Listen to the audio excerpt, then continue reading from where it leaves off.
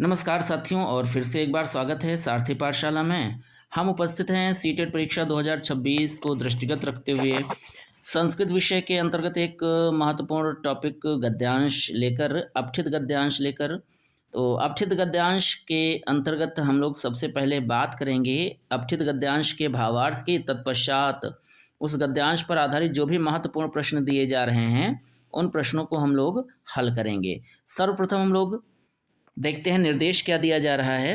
निर्देश है अधोलिखितम गद्यांशम पठित्वा तदाधारित प्रश्नानाम विकल्पात्मक उत्तरेषु उचिततमम उत्तरम चिनुत। अधोलिखित गद्यांश को पढ़कर उस पर आधारित प्रश्नों के विकल्पात्मक उत्तरों में से उचिततम अर्थात सबसे उचित उत्तर चुन करके लिखिए। तो देखते हैं, सबसे पहले तो हम भावार्थ को समझते हैं। भावार्थ के पश्चात प्रश्नों के उत्तर देखते हैं। पुरा प्राचीन काल में या पहले के समय में एकस्मिन् वृक्षे, एक वृक्ष पर एका चटका प्रतिवसति स्म, एक चिड़िया रहती थी। कालेन तस्याह संतति जाता, कालेन अर्थात समय के आधार पर, समय के अनुसार, तस्याह संतति जाता उस चिड़िया ने संतति को जन्म दिया, संतान को उत्पन्न किया। चिड़िया की संतान क्या है? उसके अंडे हैं।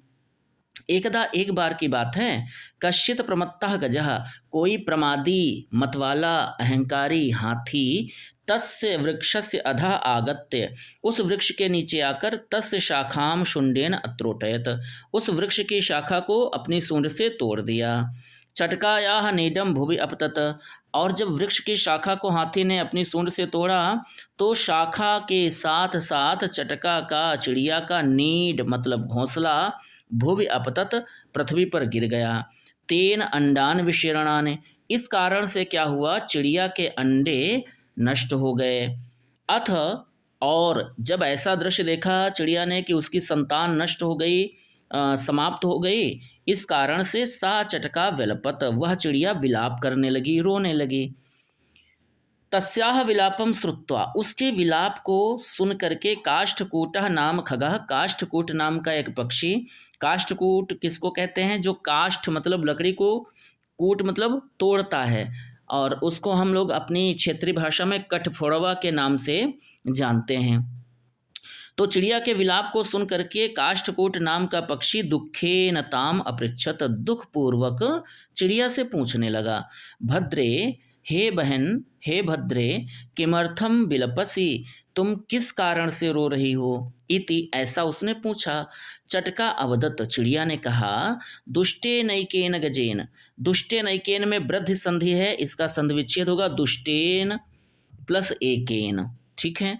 तो दुष्टे नैकेन गजेन, एक दुष्ट हाथी के द्वारा, मम संतति नाशिता, मेरी संतान मार दी गई है, नष्ट कर दी गई है। तस्य गजस्य वधे नैव, और जैसे उसने मेरी संतान को मारा है वैसे ही जब तक उस गज का, हाथी का वध नहीं हो जाता है तब तक मम दुखम अपसरेत, मेरा दुख दूर नहीं होगा। मतलब उस गज के, हाथी के वध से ही मम दुखम अपसरेत, मेरा दुख दूर होगा। ततः तब, काष्ठकूटम, काष्ठकूट ने, ताम उसको, उस चिड़िया को, बीणा रवा नाम्न्याह मक्षिकायाः समीपम अनयत, बीणा रवा नाम की मक्खी के समीप ले गया। तयोः वार्ताम श्रुत्वा, और वहाँ जाकर के उन दोनों ने मक्खी के सामने जो भी घटनाक्रम हुआ था उसको बताया। उन दोनों की, काष्ठकूट और चिड़िया की बातों को सुन करके मक्षिका अवदत, मक्खी ने कहा, ममापि मित्र मंडूकः मेघनादः अस्ति, मेरा मित्र है जिसका नाम क्या है? मेघनाद। कौन है वो? एक मेढक है। तो मेरा भी एक मित्र है, मेघनाद नाम का एक मेढक है जो मेरा मित्र है। शीघ्रम तम उपेत्य, हम सब शीघ्रता से उसके पास पहुँचते हैं, चलते हैं। यथोचितम करिष्यामः, उसको अपनी सारी समस्या बताते हैं और वह जैसी सलाह देगा, जैसा उचित होगा वैसा हम लोग करेंगे। इस प्रकार से तदानीम तब, तौ मक्षिकया सह, तौ मतलब वे दोनों, कौन दोनों? काष्ठकूट और चटका। मक्षिकया सह, मक्खी के साथ, गत्वा जाकर के, मेघनादस्य पुरः सर्वं वृत्तांतम निवेदयताम, मेघनाद के सामने सारा वृत्तांत कहते हैं, निवेदन करते हैं। मेघनाद ने उनके वृत्तांत को, उनकी समस्या को सुना। अवदत, और मेघनाद ने कहा, यथाहम कथयामि तथा कुरुतम, जैसा मैं कहता हूँ, यथाहम कथयामि, जैसा मैं कहता हूँ, तथा कुरु, तुम वैसा ही तुम लोग करो। मक्षिके, अब उसने क्या कहा, सबसे पहले उसने संबोधित किया मक्खी को, कहा मक्षिके, हे मक्षिके, प्रथमम, सबसे पहले, तुम मध्याह्ने, दोपहर में, तस्य गजस्य कर्णे शब्दम कुरु, उस हाथी के कान में शब्द करना। जब दोपहर में भोजन आदि करके हाथी विश्राम करना चाह रहा हो, तब सबसे पहले तुम जाना उसके कान में शब्द करना। एन सह नयने निमील्य, तुम्हारे शब्द करने से क्या होगा, सह नयने निमील्य, वह अपने दोनों नेत्र बंद करके स्थास्यति, ठहर जाएगा, रुक जाएगा या बैठ जाएगा। और जब अपने नेत्र बंद करके वह वहाँ पर बैठ जाए, तदा, तब, काष्ठकूटः, काष्ठकूट को क्या करना है, चवा, अच्छा यहाँ पर चवा नहीं, यहाँ पर होगा चंचवा, ठीक है, चंचवा मतलब चोंच से।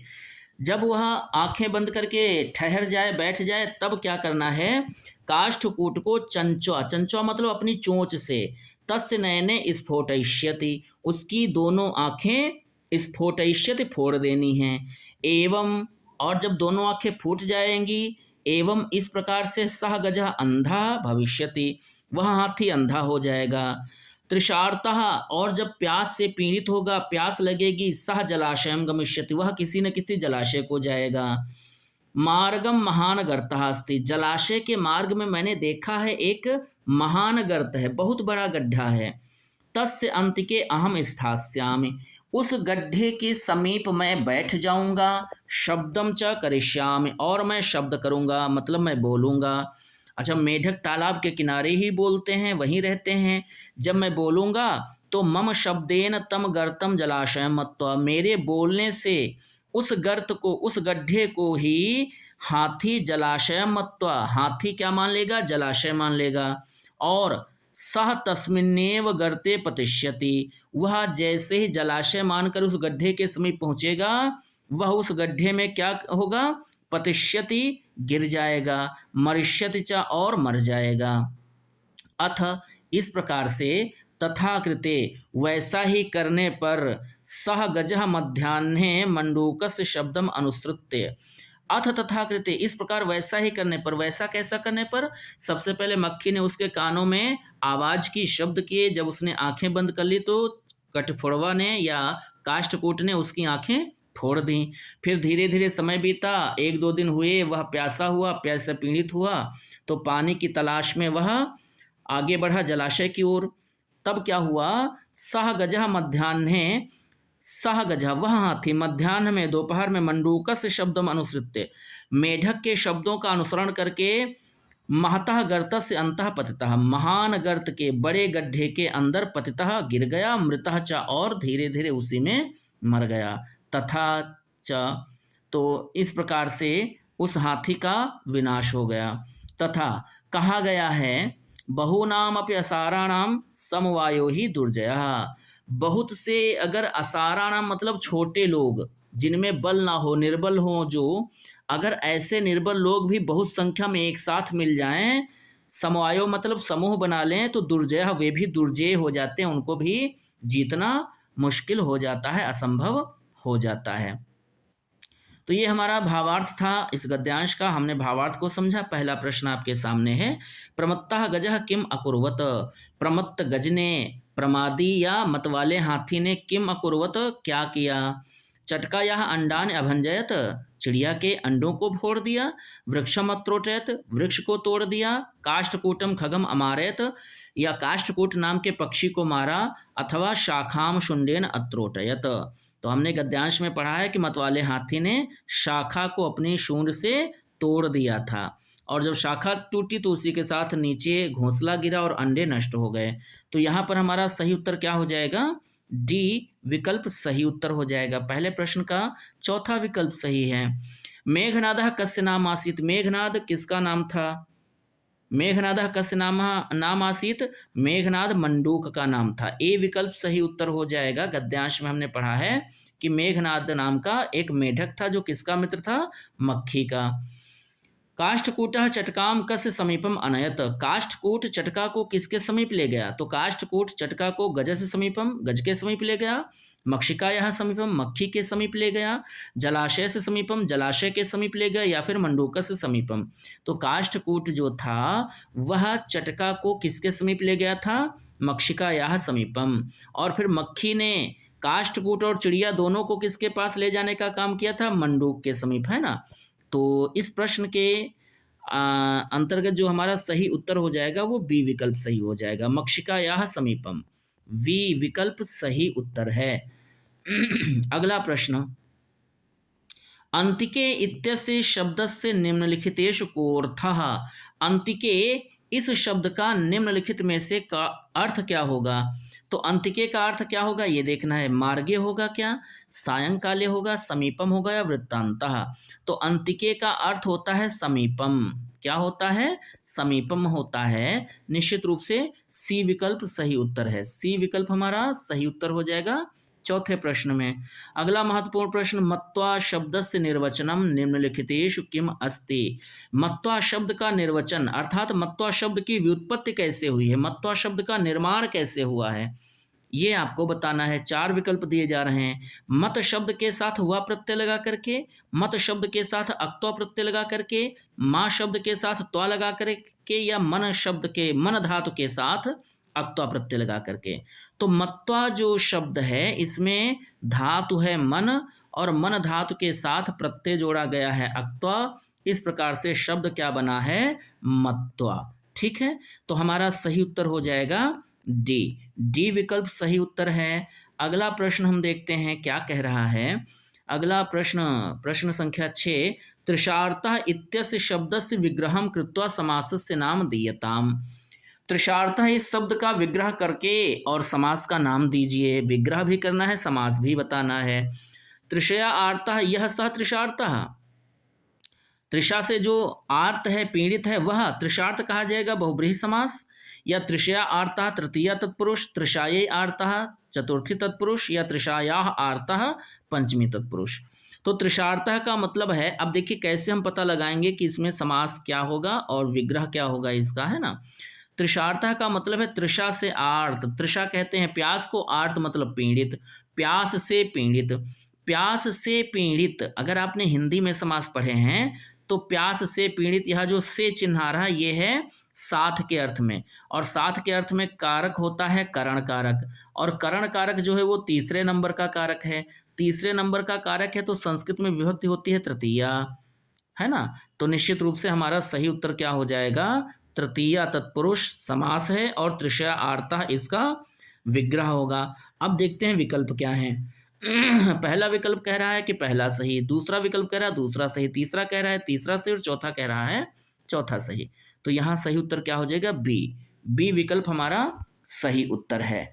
चलिए अगला प्रश्न देखते हैं।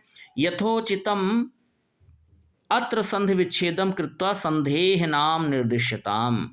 यथोचितम, यहाँ पर इस शब्द का संधि विच्छेद करके संधि का नाम निर्दिष्ट कीजिए, निर्देश कीजिए। यथोचितम का संधि विच्छेद क्या होगा? सबसे पहले संधि विच्छेद देखते हैं, फिर सही संधि कौन सी है ये देखते हैं। यथोचितम का संधि विच्छेद पहला विकल्प है यथा ओचितम। अब देखिए यथा में आ है अंत में, और ओचितम में ओ है। यथा शब्द तो सही है लेकिन ओचितम कोई शब्द नहीं होता है। अच्छा अगर होता भी है तो आ और ओ मिलकर के क्या हो जाते हैं? औ हो जाते हैं। तो क्या यथोचितम लिखा है? नहीं लिखा है, इसका मतलब पहला विकल्प गलत है। यथा उचितम, यथा उचितम में देखिए आ है और क्या है? आ के साथ अंत में क्या दिया हुआ है? ऊ। उचित का ऊ और यथा का आ, मतलब आ और ऊ मिलकर के क्या हो जाएगा? ओ हो जाएगा। बात बिल्कुल सही है, ये सही है, लेकिन ये संधि कौन सी है? गुण। जबकि यहाँ क्या दिया है? वृद्धि संधि, ये भी गलत हो गया, पहला दूसरा दोनों गलत। यथा औचित्यम, ये भी गलत है। सही उत्तर हमारा क्या है? चौथा वाला, यथा प्लस उचितम सही संधि विच्छेद है, और संधि का नाम भी गुण संधि, सही उत्तर दिया है ये। अब हम देखते हैं सही विकल्प क्या होगा। तो ए विकल्प कह रहा है पहला सही, बी विकल्प कह रहा है दूसरा सही, सी कह रहा है तीसरा सही, और डी कह रहा है चौथा सही। तो हम जान चुके हैं कि यहाँ पर सही उत्तर क्या है? चौथा वाला, और चौथा 4 नंबर वाला विकल्प है डी, इसलिए सही उत्तर हमें मिल गया है डी विकल्प सही उत्तर है। तो ये यथोचितम का संधि विच्छेद क्या है, यथाउचितम, और संधि कौन सी है, गुण संधि।